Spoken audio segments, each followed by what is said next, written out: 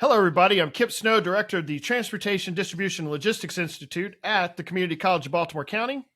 Hey, everybody. Mike Singer, Community Manager, Baltimore and Chesapeake Bay Shipwatchers. Welcome to Two Guys Talking Ship Podcast, episode 59. It's been a little while. I know it has been a little while. We've had Life got in the way again. Kipp found his Hawaiian shirt. Things are happening. Right. Yeah. So I put this one on. I figured I might as well, since you sent it to me, make sure that I put good use to it. So yeah. All right. So are we doing like logo overload here? I know, right? It's like, yeah. Well, that's okay. If I didn't have if I do it this way, then I'm doing logo overload. I guess that's what I get for wearing this shirt. All good. I'm a little proud of our marketing and stuff. Well, they're cool logos. I know my mom's been wanting to get that one on a glass, so I got to get that ordered for her. Oh yeah, make that happen, dude. So now the glasses come. They're just like the coffee cup. So sure, you get one on one. And then there's the rock drink glasses. Yes, right? Yeah. And then there's like the stemless wine glasses. I think we only have those two. But anyway, hey everybody, if you're new to the podcast or the channel on YouTube, give us a like, subscribe, hit the bell to be alerted to new podcasts and videos as they come available. All right, we want to go ahead and get into shipping updates. I know we have some information on Keybridge today. Mm-hmm. And with some really cool pictures and things. You got some information on the Dali crew, and we got some new things that are about to happen here in the port. So you go ahead and get into the shipping updates. Yep. So we're just going to do the last 2 weeks because Mike missed getting the report from 3 weeks ago. And if I may, seriously, we're looking for somebody to go out and grab these numbers. If somebody would like to find a way to help out with the podcast, if you like what we do, if you like listening or watching and you wish there was, I don't know, some little thing that you could do to help out, we actually need somebody to be committed. No, not that way. To be to be committed to going and getting these numbers from a website on a Friday, and then email us or Facebook message me or something, because I'm going to whine and say that my life is a little bit too busy, and I try to do it every week, but I keep skipping. So Mike needs help. But those who know me have known that for quite some time. Yeah, so if you're at all interested in helping us out, that's one tiny little way you can help out, and let us know. Okay, so for the last 2 weeks, so I'll just say that, we've got about 2 months here on our write-up, and it's been around 3,500, just to give you an idea. So last week, was 3,455. That's 3,455 truck transactions every day on average for that week. And then this week, because Monday was a holiday, I guess the average transaction ramped up because they tried to pack 5 days of stuff into 4 days, and it was almost up to 3,900. So 3,891. I don't know if I could speak for everybody, but I'd love to see that number be closer to that every week. Right. I think that would be cool. The so on those 4 day averages, and with them being a little bit higher, so that's about 500 truck transactions extra into that average. Mm-hmm. So that kind of tells me. Kind of averages out. It kind of averages out. Not everything that normally would have gone out in that week did, but they also tried to double up on the other 4 days in order to meet that demand. So, when the terminal closes, there is an impact to, how many transactions can actually take place. Mm-hmm. Mm-hmm. Yep, that's true. So, and we have a lot of cool little inside news, little snippets for this week. So some pretty cool stuff. Here's one. One of the guys that works at the port was saying that on the week of October 8th, 2 ships at Seagirt actually had a midnight start.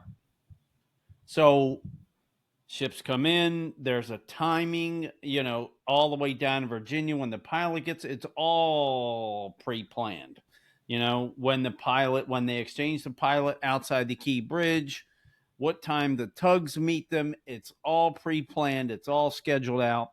So supposedly there haven't been many ships in the last few years that they actually started to work on unloading the ship at midnight. So what you're saying is they had longshoremen, they had the Union was out there at midnight as the start of their shift to start working the ship. Yes. So I don't know if that was just a weird scheduling blip with just 2 ships, or is this a trend in Seagirt being busy enough to run a couple of third shifts? Don't really know, but I'm leaning towards being excited about this because I was, that's why I brought it up. Well, I know, but but I'm still not sure, but I'm yes. hoping that If it happened to be okay, so the ship was delayed, we've got to go and bring in labor in order to speed up their next, for them to meet the next port of call. Okay, so be it. That means that our labor is well versed enough to be able to handle that demand. And I'm sure that there was some, there may have been some extra expenses because of the timing of that in order to get the ship back on track. But if this is a volume issue, meaning, hey, the only time we can get you in is between noon and midnight and 6 a.m. and we got to pull in the graveyard shift in order to come in and work this thing. That's pretty awesome because that means we're starting to fill up and we got to go and start working in the middle of the night in order to meet that demand. So I'm hopeful glad that was the reason. Yeah. I'm glad we have the capabilities, and I hope that means that it's good news. Yeah, me too. Here's another quick little snippet. So on October 11th, a ship lost an anchor in the bay and had drafts temporarily restricted to 42 feet. So that means that full coal ships couldn't even leave the bay. But the interesting thing is it was resolved so quickly that, like, when this happened, when I get information like this, this is exciting, this is big news, and by the time I got around to trying to make a push about it and make a big deal about it, it was already the channel's open and they fixed it. Okay. So I don't know. I never did hear the story about what happened, Was the anchor not where they thought it was? Was it like laying perfectly on the bottom in the mud? Did they did they pull it out of there real quick? I never did hear what happened with it. Exact story was, why it wasn't a problem for days. Yeah. Both of those are interesting to the little nuggets of information that you don't typically hear, or that the local news probably doesn't pick up because it didn't impact things too much. But and these are the little things that I'm most proud of, I guess I'll say, and that I find out these things. We've built these relationships since 2017. And people trust us with their information, and there have been times when folks will say, okay, I'm going to tell you this and you can't say anything to anybody, and I just have to eat it and have the knowledge, or sometimes they'll forward an email maybe and say, don't, just read it, you can't, so That's really cool to have these relationships, Right. and you have folks telling you like behind the scenes stuff that if you didn't work at the port or for one of these agencies or companies, you wouldn't know this stuff. So Yeah. I think Yeah. it's pretty cool to share with the public Absolutely. these when these little stories happen. All right. You got some. We've got quite a bit of updates around the Key Bridge rebuild, especially with We some pictures. Yeah, and we do. The situation out there is so dynamic, and we haven't recorded an episode in what 2 weeks or more. Right. Um, and so, I mean, it was October 11th when they lifted the first beams off the southern approach, right? So remember that there are the two approaches for the Key Bridge that are left, and then that they said that they're going to start demo on July 7th. But they also said that the part that's over water, they're going to leave for now because that's not in the way, because they moved the bridge 260 feet south, right? So Correct. I'm just Hmm. rerunning over some stuff in case people forgot or they hadn't heard this before. So the straight line part of the suspension part of the bridge is still going to be straight. They're just moving it over here, and then they're just curving more on this end and curving more on that end to bring it back to this basically the same place on land where it left land before. Correct. So then they came in with diamond saws and cut the 6-inch thick cement roadway off piece by piece and removed it, right? So now there's nothing but beams there. And just last week, so a week ago today, they pulled the first beam off. And there's even a picture of like a whole row of beams is gone. So now there's like a space. Anyway, in this picture is one of the test piles that they're driving. And this crane on the right, Weeks 533, is the one who pulled the containers off of Dali. How about that? Yeah, remember that? Hmm. And then just this week, this second crane came up.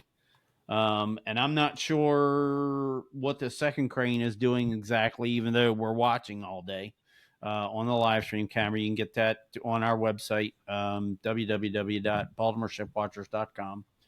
But I think there's in this picture, if you look in front of the smaller crane, you can see to the left there and in front of the crane, so to the right of the crane, see Hmm. those black, they're the two piles that are sticking up. It's kind of hard right Right here. there. Yep. Right. These That's two the right here. left one Hmm. and that one. Yep. Hmm. Those are the first two. Oh, This that's right. This is from today. This is pile number 4. this one that you see right here sticking Mm-hmm. up in the air is number 4. Yes. Wow. And so that yellow thing is I think the brand name is Menk. It's the Menk hammer that hits this. And I wish I had the stats off the top of my head. That hits this piling like 35 times a minute. Wow. Right. So every two And every two remember, seconds then. it's, and I think I heard it for the first time today. So Hmm. from here through the trees, like 3 miles that way. So that was interesting. Yeah. What would we have next? Yeah. So look at that. Right. So So I didn't notice this. So this is the first camera that took this picture. This is the older camera, correct? correct. And then you've got there's a pole that's right here. It looks like in the middle of this particular picture. Yes. But I That just is, noticed what you were talking about. Those yeah, beams are gone. totally gone. Wow. So it is going to look really funny when you see 3 piers with 900 foot of bridge that are going to be, okay, there we go.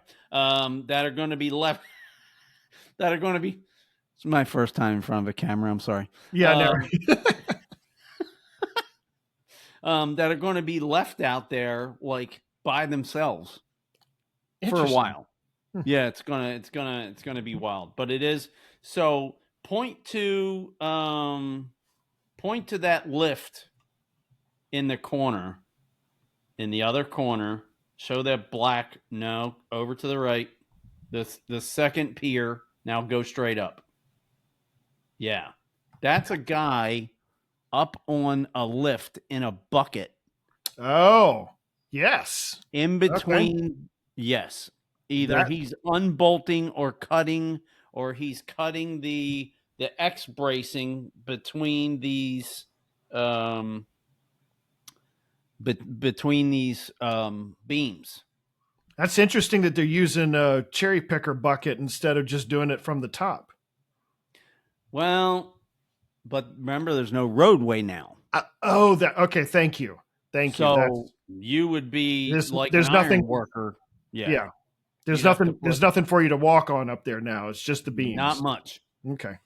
I mean, I think it's 2 feet. I think those beams are 2 feet across. Yeah, you don't have much to work from then. Yeah, but Okay. Mike would. There's no way in heck Mike would be able to do that. There's another shot of it. Yeah. So just so happens that there's a neighbor a couple places down from where the camera's actually mounted that has a flagpole, and every once in a while it gets in the way. But yeah. But yeah, so and this is kind of cool because you can see, there's that space there that, I think that was last week that they removed all those beams. And what I didn't think about, and maybe we'll share it next week, is there was some good like drone video of them moving those. Yeah.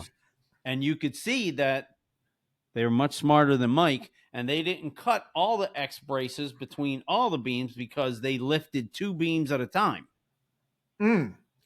Like they did the outer one, which was a single, and then they did 2 and 2 and 2. Interesting. So in this shot, it's pretty cool because you can see where the drop off is, where they've already removed. And then these beams, they've already removed a couple of the beams from this section. Right. Yeah. Exactly. And so it is interesting to look at, you can see, we'll call it a spreader bar, even though it's a truss. And so you can see the spreader bar is horizontal, and then, they have the linkages or the chains that make up the difference. So it hits the right points. Oh, so you're not lifting, you're not lifting one end of it up first, and there's, an improper load, right? It's lifting it up at the same straight time, up and even level. though it's on an angle. And you know what it felt like driving across that bridge?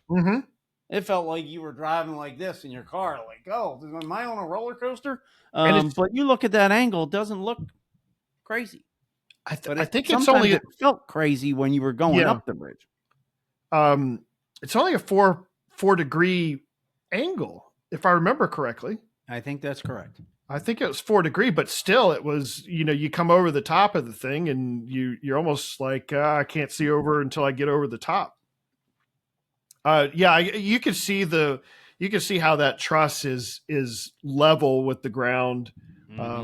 And just how you explained it. I mean, you got a chain on the or whatever is used to hook to the beam. You can see the difference right there. Yeah.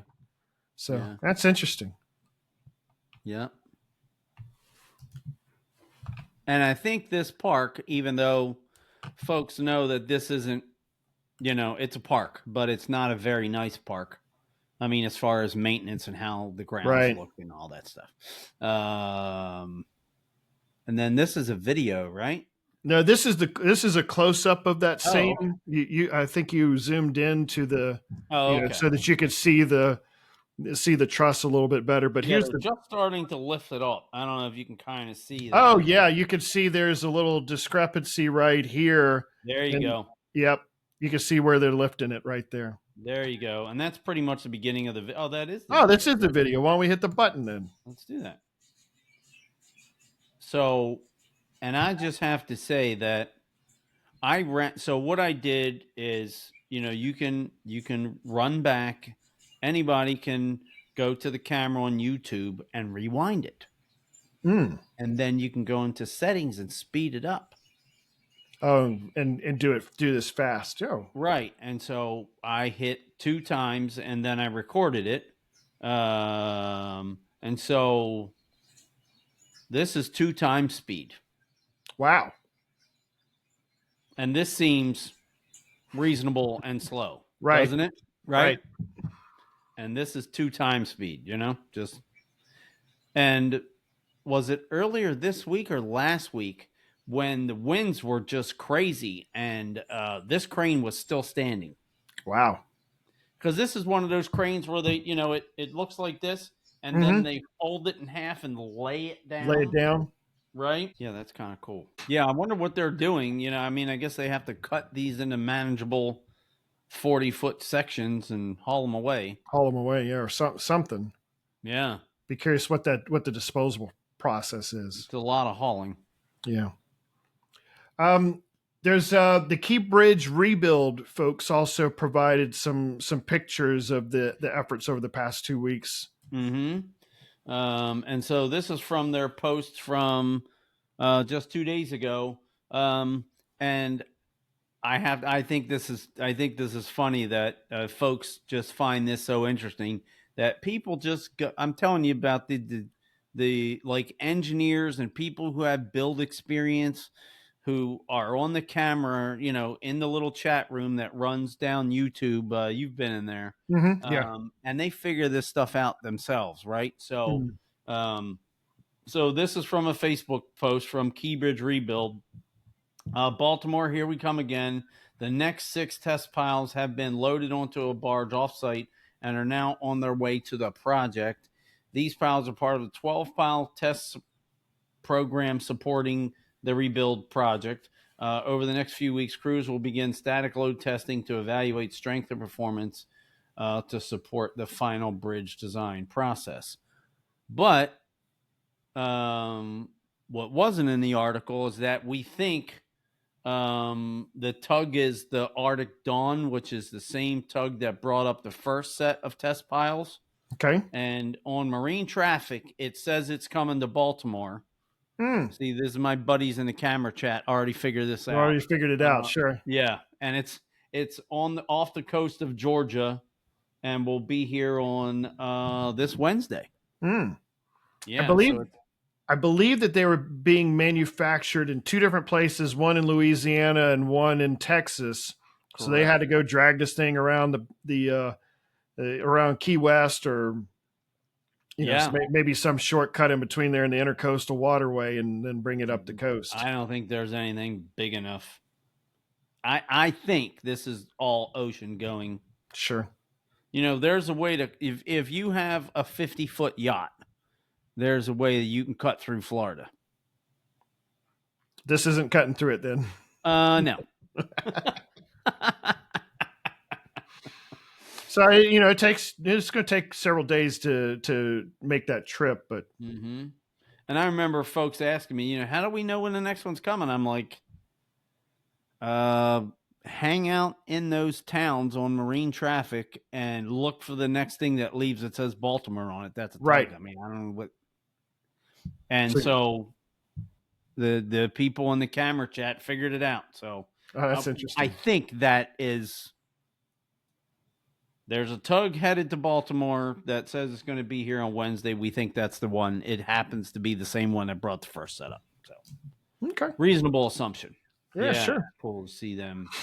So here's some more shots of them loading the test piles. Well, we've got 6 of them right there. And then a little shorty piece on top, which is the same thing they did. Oh, yeah. And I don't think I know what that is. Spare part. What that's for. Interesting. Interesting. Right. All right, so this I think is the Key Bridge rebuild video that's got our friend Jim Harkness is talking a little bit about what's going on. Okay, and before you run it, so look, point to the girders up there on top of the bridge. See, you can see there's no concrete; it's nothing but beams, right? And then I think this is piling number 2. So go down, because you've got one is already in there, and I think that's the template that they're talking about. See that structure that it's kind of in? Oh yes, right. And so I think that they created this, template, these, I don't know, Y forks or something, I'm imagining, so that they know they put the piles at the right distance because they want the big frame to come down. It's all pre-designed. You can't just put those piles anywhere, right? So and so I think that's what that's about. And then there's a really cool bubble system that I think they're using here. And the size of this thing is that hammer that weighs, it's crazy how many tons just the hammer weighs and how much it hits this giant steel piling per minute. But they're seriously worried about killing fish. So there's this bubble system that they use that tampons the sound. Because we've seen fish kills in the harbor. We don't need to see them out here. So, so this interesting system that tampons the sound by forcing a bunch of bubbles around the piling as they're pounding it in. So yeah, deters the fish away. Kind of interesting. Let's see what the video says. Oh yeah, let's do it. Bridge projects like the Key Bridge rebuild with deep foundations use various types of testing. Engineers at the site are running dynamic testing on massive steel test piles in the Patapsco River. All these piles are going to have instrumentation in them. They're going to give us readings. The hammer, while it's driving the piles, is giving us data. We're going to use all that data to confirm our design assumptions. If you look closely, you'll see sensors attached to the piles. These are strain gauges and accelerometers. Every time the yellow impact hammer strikes, those sensors collect real-time data, like a stress test for the pile and ground. The devices measure how much load the pile can handle, how the pile holds up under pressure, and how the driving equipment performs. The data collected can also be used to adjust the driving depth and pile length. Head to keybridgerebuild.com for more information about the rebuild process. Cool. Yeah, it was interesting, because we're watching on the live stream camera every day, but we're watching from 3.5 miles away from a side view. So it's really cool to be able to get like an overhead picture of what's happening out there. All right, so that's very fascinating information. There's a lot of stuff that's happening with the bridge right now. Yep. I'm so glad that the Key Bridge rebuild is providing that information to the public so that you can see what is actually happening. It's right. We're not having to pry it out of them or ask 50 questions or have a bunch of drone guys out there. They are actually providing these updates. And because Mike and Kipp have skipped like 2 weeks, there's been a whole bunch of stuff. There's been a whole bunch. They've gone from removing that first steel beam to removing a whole row of steel beams and starting on the next row in the time that we haven't been able to record a podcast. So they really are making some progress out there. So if you were relying on us for the information and you haven't been watching the camera, then you just got a bunch of news. Got a bunch of news, sure. That you didn't know about. Along the along the bridge story, there was some updates with the Dali crew this week, the past 2 weeks, and a lawsuit update. This is interesting. So I'm just going to go ahead and read this. The family of Baltimore's Key Bridge collapse victim to talk settlement with Dali ship owners.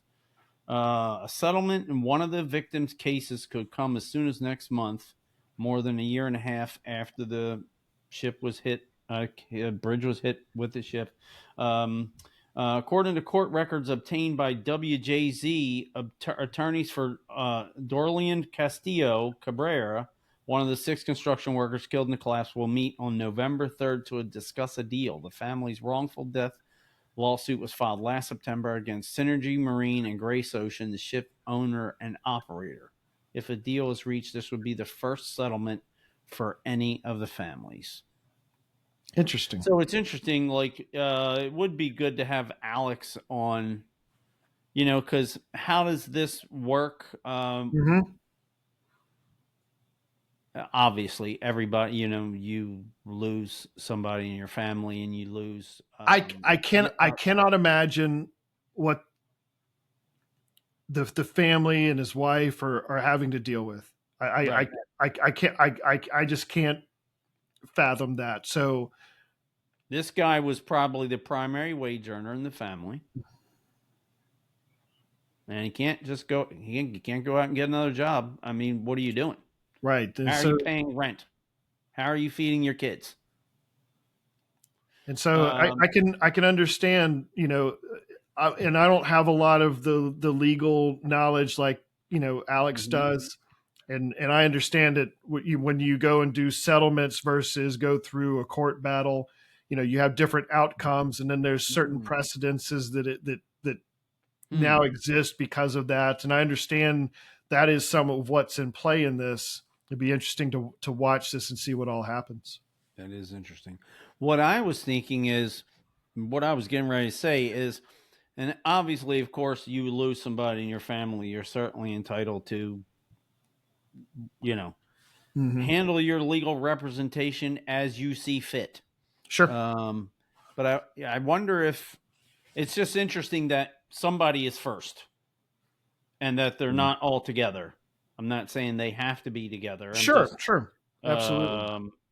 I guess, and if everybody did it on their own, then somebody's got to be first. Would be interesting to know the back of that process. Like, has everybody filed? Like, what dates did each person file, and what's the status? This one wind up being first? I'm just curious about the process. Yeah, sure, absolutely. Not trying to be insensitive, just no, but I mean that's there's the emotion, there's the emotional component to this, and then there's the operational or the business component of of the situation, and it's difficult to kind of navigate between the two. But it is matter of fact though this is part of the process. Some interesting port news. Yes, there is a ship coming to the port. That is a mostly sail powered RoRo ship. Is it mostly sail powered? It is mostly sail powered. It is not completely sail powered. Well, yes, and what I meant by that, I'm sorry, is that some of the other things, different fuels or the roto sails that I think we've covered before are meant as an addition, right? Correct. Not as a primary. That's what I was trying to. Yeah, hold on. So the picture that you see here, this is the Neoliner Origin, and it is a mostly sail powered French RoRo cargo ship. It was built by RMK Marine in Turkey. And it's 46 feet in length, 3,200 square foot of sail that you see see there. the vessel itself has 2 rigid sails mounted on a solid sail rig. They fold down for maneuvering in and around a port or bridges. And this particular vessel operates at 11 knots while the sails are deployed. So this is a RoRo ship, and we've got a video here. Yeah, that if you can. now. Cool. Now, this is a French ship. There was a ceremony on Monday, October the 13th in Nantes, France. I didn't take Could French. Be butchering it. Yeah, I'm sure I butchered that. For the inaugural trip across the Atlantic, and it set sail on October 16th. And so it is going to make a stop in Europe before it makes its way to Baltimore. It's expected to arrive October the 29th here in the port, and it'll be at Dundalk Marine Terminal. That's wild, man. So let me show you this. Let me show you this video. Now, like I said, it is there is a little bit of French in it, but just bear with us. There's some really cool shots of the vessel on board.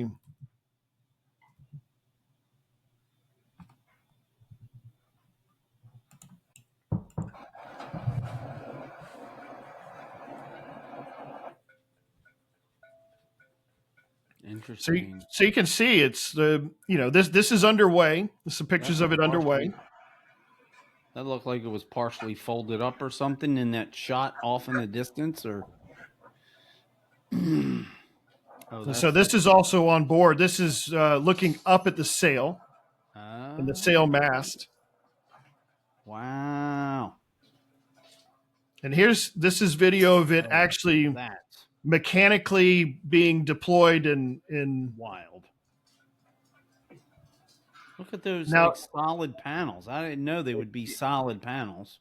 Now this is inside the vessel, and it looks just like a RoRo ship. Yep. Now he's explaining something. I'd have to go put the Google Translate or something on it to see what. Yeah. But it also shows up on the bridge, and so you can see state of the art instrumentation. And so they when they go into port, they adjust the sails to go under under bridges, and then when you come up to the terminal, they bring the sails down so that they can open up the back end, the ramp off of the back end and offload it. You know what's interesting, and I wonder if it's just a more of a function of efficiency. I mean, that looks like the bow of the Titanic. Right? An older ship, not the bow of RoRo as we're used to seeing them all kind of squared off, so you can get as many cars in this space as absolutely possible. So, the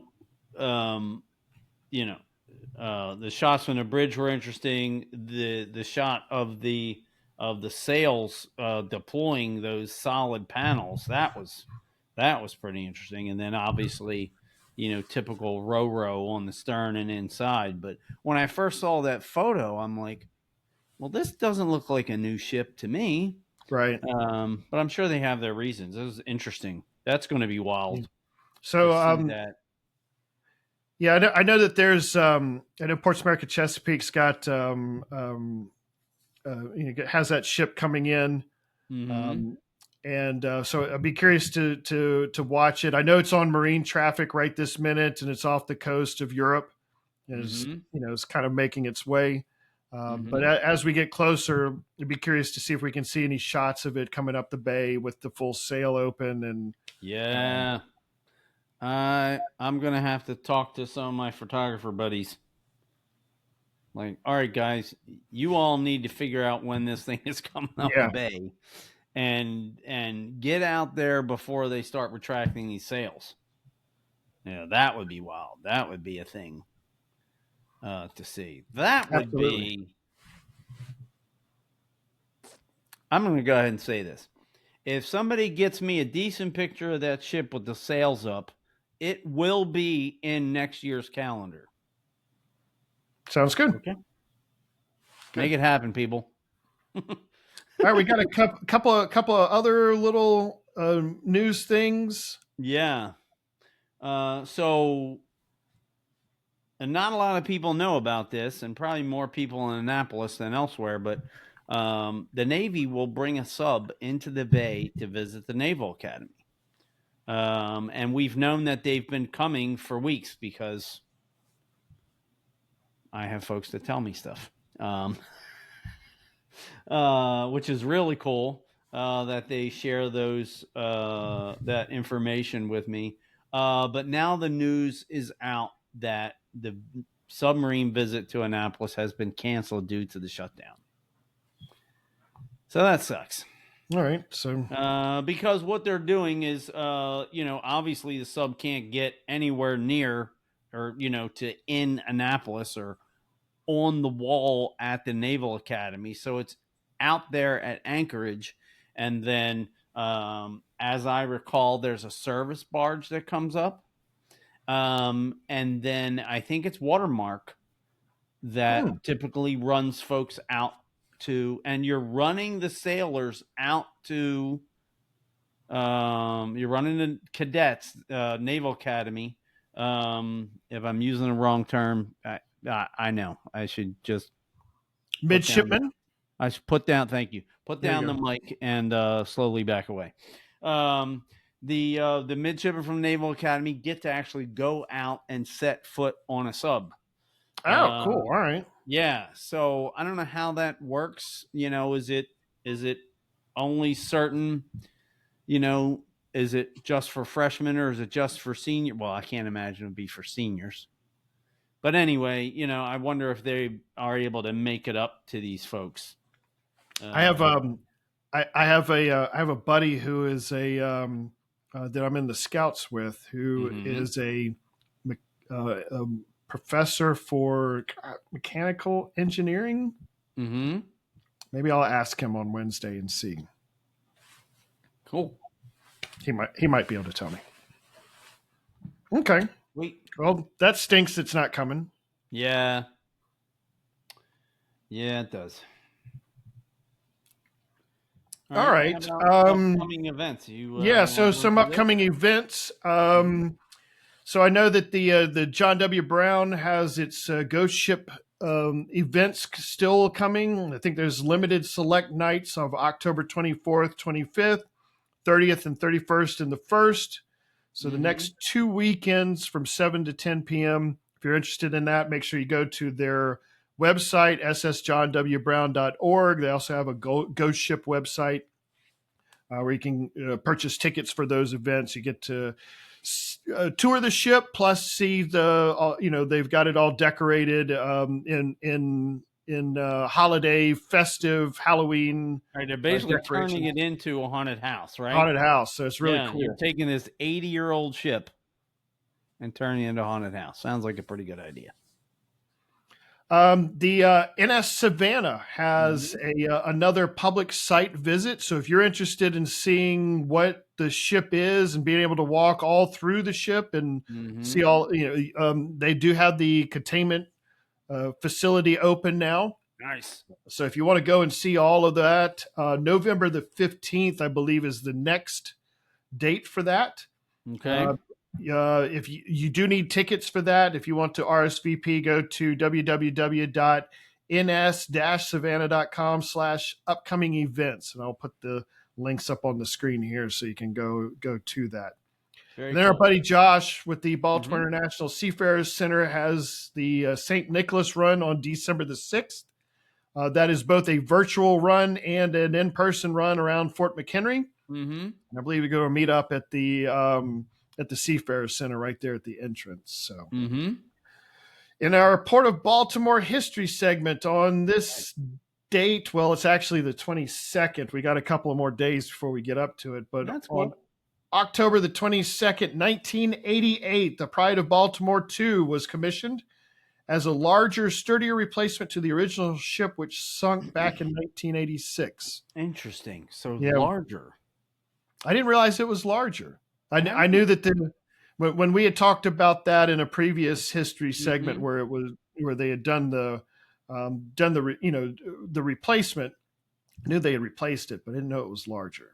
Yeah. So I know the freeboard is higher. So the side of the ship, how high it is off the water, is higher. That's safer. And then I think there was some other Coast Guard required upgrades, which is probably best that I don't try to guess or talk about it because I'm gonna probably get it wrong. Yeah, I know it was updated.